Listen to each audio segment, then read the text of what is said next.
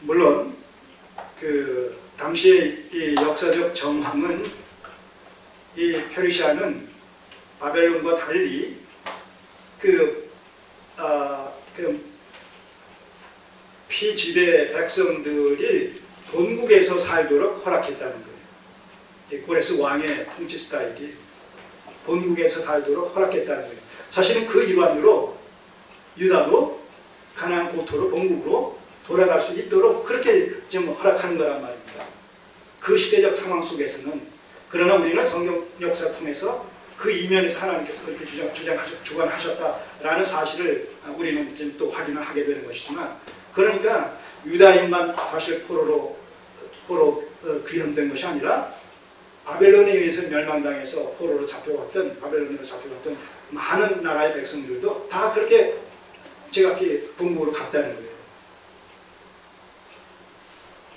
그리고 자기 그 나라 나름대로의 그 신들을 다 섬길 수 있도록 그렇게 허락을 하기도 했다는 것이죠. 우리가 다니엘서에 보지만 다니엘도 그렇게 잡혀왔지만 또 그렇게 강요로서 사용되어지는 것을 또 보지 않겠습니까? 심지어는 이 다니엘은 바벨론에 이어서 페르시아 고레스 왕, 그리고 4대 페르시아의 다리오 왕이 있을 때까지 이 그 강력으로 총독으로 그렇게 고급 관리로 등용이 되어졌던 것을 보게 됩니다.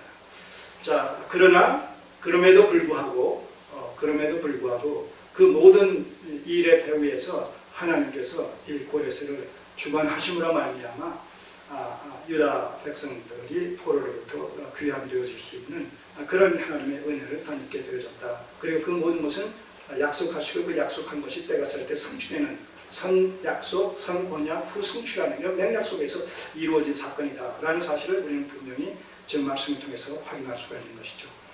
자, 이 조서를 공부합니다. 2절 이하 조서의 내용이 소개됩니다. 바사왕 고레스는 말하노니 하늘의 신 여호와께서 세상 만국으로 내게 주셨고 나를 명하사 유다 예루살렘에 전을 건축하라 하셨나니. 자, 이 내용은 우리가 어디서 봤어요? 지금 금방 어디서 봤어요? 이사야서에서 보지 않았어요? 이사야서에서 고레스를 들어 쓰셔서 목자 삼으셔서 성전을 짓게 하고 이 바벨론을 멸망시키고 포로로부터 귀환케 하시는 일에 고레스를 쓰시겠다고 지금 그 이사야서 예언서를 통해서 확인했단 말입니다. 자, 그렇다면 지금 여기서 이렇게 조서 속에서 얘기하고 있는 바사왕 고레스는 말하니 하늘의 신 여호와께서 세상 만국으로 내게 주셨고 나를 명하사 유다 예루살렘 전을 건축하라 하셨나니. 자, 이런 사실들을 그가 어떻게 알았겠어요? 꿈을 통해서 알았겠어요? 예. 자, 여기 손을 넣으시고 다니엘서 6장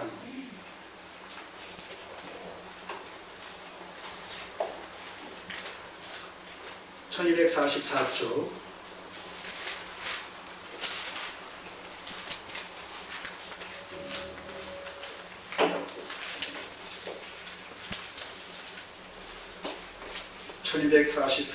다니엘서 6장 28절을 보시면, 마지막 절 28절을 보시면 자, 이런 내용이 있습니다. 이 다니엘이 다리오 왕의 시대와, 다리오 왕은 페르시아의 4대 왕으로 이렇게 소개가 되고 있습니다. 이 다니엘이 다리오 왕의 시대와 바사 사람 고레스 왕의 시대에 형통하였더라. 네. 그러니까 이 다니엘이 바벨론 통치 때부터, 바벨론 시대부터 지금 바사 왕의 시대까지 두 제국에 걸쳐서 고급 관리로 왕의 측근에서 그 업무를 관장했었던 것을 보게 되는 것이죠. 우리는 이런 사실에서 힌트를 얻을 수가 있는 거예요. 결국 이 다니엘에 의해서 이사야서의 고레스에 대한 내용이 고레스 왕에게 전해졌을 것이다 라고 우리가 추정을 할 수가 있는 것이죠. 왜냐하면 그렇지 않고서는 이방 나라의 왕이 하나님에 대해서 또 자기에게 맡겨진 시대적 사명에 대해서 또 이스라엘 백성들과의 관계성 속에서 마땅히 행할 바의 도리에 대해서 이렇게 구체적으로 알 수 있다라는 사실에 대해서 우리가 달리 다른 데서 어떤 힌트를 얻을 수가 없지 않습니까? 하나님께서 고레스에게 직접 말씀하신 것도 아니고. 자, 그런 의미에서 우리가 이 다니엘에 의해서 이사야서의 고레스에 대한 미래의 고레스의 등장과 그의 사명과 그의 사역의 내용에 대해서 고레스 왕의 그 측근으로 일했던 다니엘이 얘기해 주지 않았겠느냐, 충분히 가능성 있는 얘기 아니겠습니까?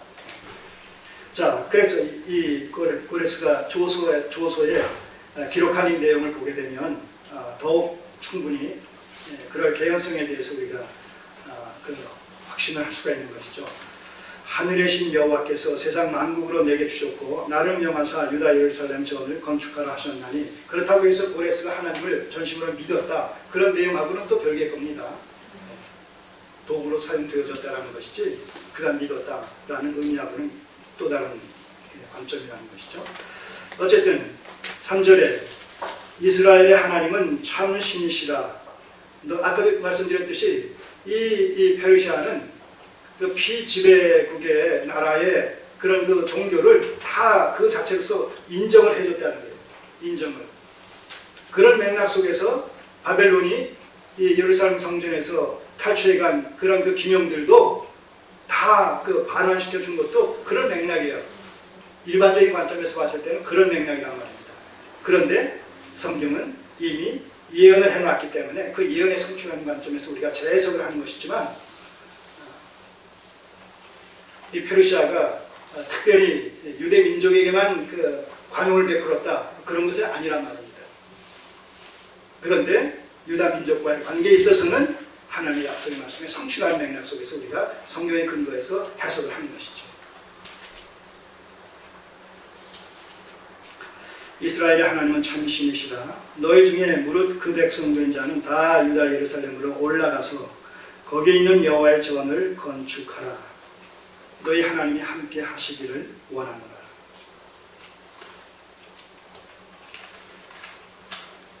(70년) 동안 포로 생활했던 유다 민족에게 70년이 마칠 즈음에 이 바사의 페르시아의 고레스 왕에 의해서 이런 조서가 반포되었다는 사실은 엄청난 사건이죠. 엄청난 사건. 바로 이러한 사실을 접하게 되는 그 이스라엘 백성들 중에서 남은 자들, 아까 말씀드린 대로 현지에 동화되어져서 뭐 귀화했거나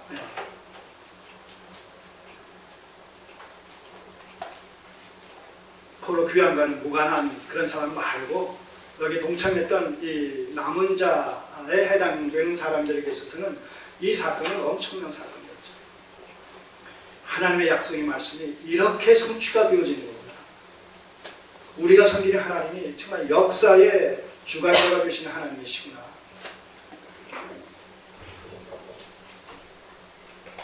열강을 두려워할 것이 아니라, 막강한 권세를 가진 왕을 두려워할 것이 아니라 정말 우리 하나님을 두려워하고 하나님의 말씀에 순종해야 되겠구나. 이런 그 언약에 대한 어떤 갱신의 심정, 하나님에 대한 새로운 어떤 신관의 정리. 그래서 방백들을 의지하지 말며 도 힘이 없는 인생도 의지하지 말지니 호흡이 끊어지면 흙으로 돌아가 그 도무가 당일에 소멸하리로다. 이런 그 말씀이 그래서 나오는 거란 말입니다.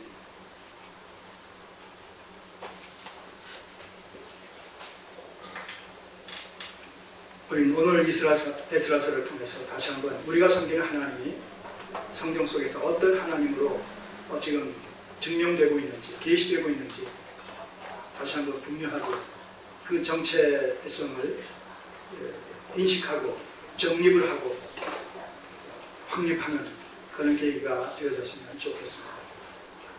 말이 없다고 해서 구체적인 그분의 어떤 행동이 확인되어지지 않는다고 해서 그분이 없는 것이 아니란 말입니다. 그분이 역사하지 않는 것이 아니란 말입니다.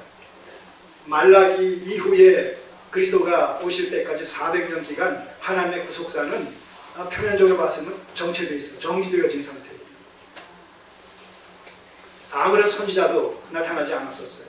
말라기서 이후에 그 세례 요한이 구약의 최종적인 선지자로 나타나서 그리스도의 앞길을 평탄케 하는 이런 그 선지 사역을 하기 전까지 400년 동안 어떤 선지자도 나타나지 않았다는 거예요. 하나님의 신탁의 말씀은 정지되어진 그런 것처럼 보여졌단 말입니다.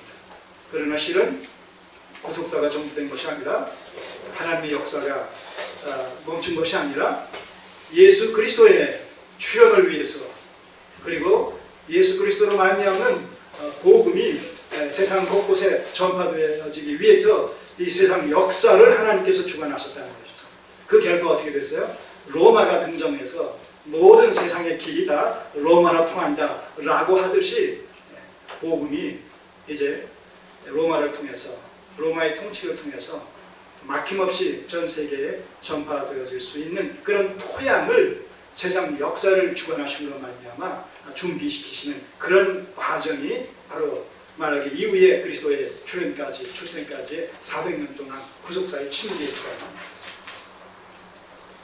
하나님의 역사는 어느 시대건 잠시도 멈추는 일이 있을 수 없죠. 하나님께서 역사를 멈추신다라고 한다면 이건 엄청난 그 참사가 일어나지 않겠습니까? 오늘 이 역사가 이 세상이 존속되고 있다는 사실의 이면에는 뭐예요? 하나님께서 살아계셔서 이 세상 역사를 지금도 이 순간에도 섭리적으로 주관하고 계시다라는 것에 대한 하나의 증거랍니다.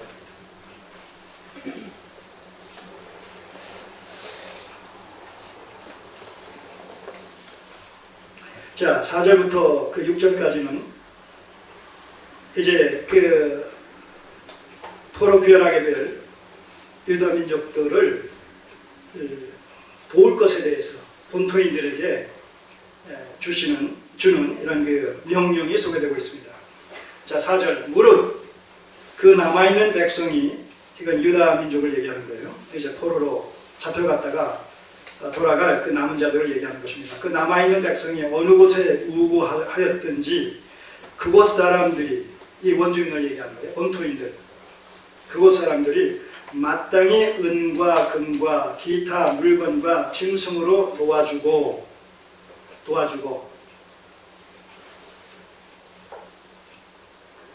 이게 이제 어떤 원리냐 하면 그 표면적으로 어떤 원리냐 하면 그 이방 나라가 패배해가지고 멸망당해서 그 백성들이 포로로 잡혀왔기 때문에 본토인의 입장에서는 뭐예요? 그들을 노예로 부릴 수 있는 것이나 다름없잖아요. 그러니까 그들이 이제 고향으로 돌아간다라고 했을 때는 그 변상해주는 그동안 그들을 부려먹었던 것을 갖다가 그것을 금과 은과 여러 가지로 환산을 해서 보상해주라, 변상해주라는 그런 맥락 속에서 이런 일들이 그런 법들이 시행이 됐다고는 하지만 그러나 실제적으로는 하나도 시행되지 않았었다는 것이죠.